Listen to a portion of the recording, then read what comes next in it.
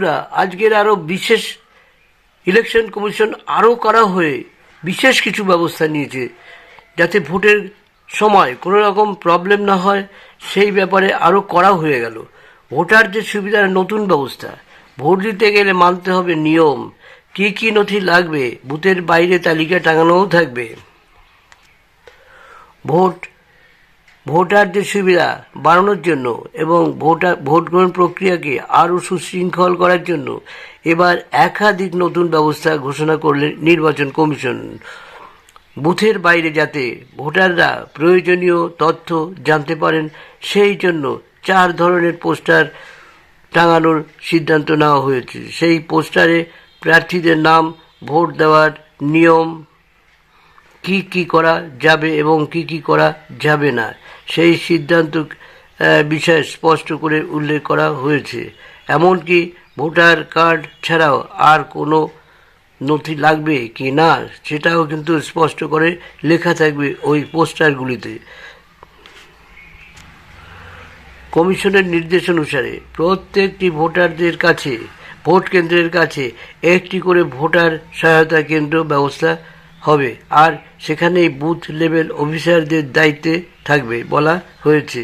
ভোটারদের সঠিক বুথ খুঁজে পেতে সাহায্য করা থেকে শুরু করে তালিকা অনুযায়ী ক্রম নাম্বার বুঝিয়ে দেওয়া, এই সমস্ত কেন্দ্রে কাজ করবেন বিএলওরা। ভোটারদের জন্য ভোটের দিন কিছু নির্দিষ্ট ন্যূনতম পরিষেবার ব্যবস্থা করার কথা বলা হয়েছে। কমিশন থেকে এইরকমই বলা হলো।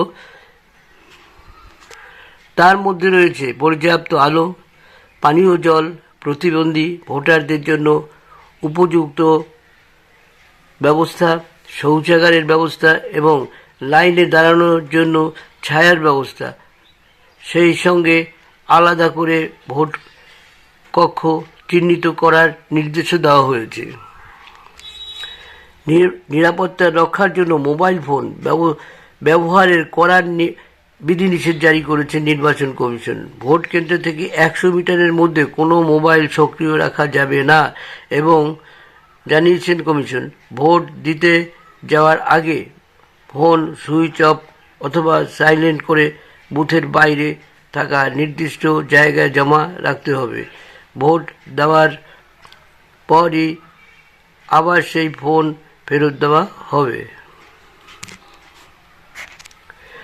আজ সকালেই বিজ্ঞপ্তি জারি করেছে এবং সেই সব নির্দেশের কথা জানিয়েছেন কমিশন। পশ্চিমবঙ্গের সাথে সাথে তামিলনাড়ু, অসম, কেরল এবং পুডুচেরিতেও ভোট গ্রহণ করা হবে।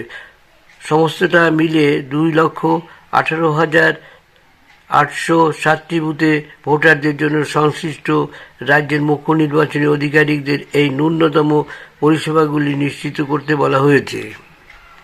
ভোটারদের জন্য সংশ্লিষ্ট রাজ্যের মুখ্য নির্বাচন আধিকারিকদের এই ন্যূনতম পরিষেবাগুলি নিশ্চিত করতে বলা হয়েছে।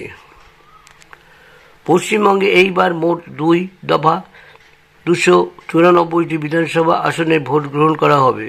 23 এপ্রিল, 29 এপ্রিল সমস্ত দফার ভোট শেষ হওয়ার পর ফল ঘোষণা করা হবে 4 মে। বন্ধুরা, যারা ভিডিওটি দেখছেন অবশ্যই লাইক, শেয়ার এবং সাবস্ক্রাইব করে রাখবেন, তাতে আমি ভীষণ উপকৃত হব। সেই সঙ্গে আপনারা আমাদের সব ধরনের খবরের সংবাদ আপনাদের মোবাইলে পৌঁছে যাবে।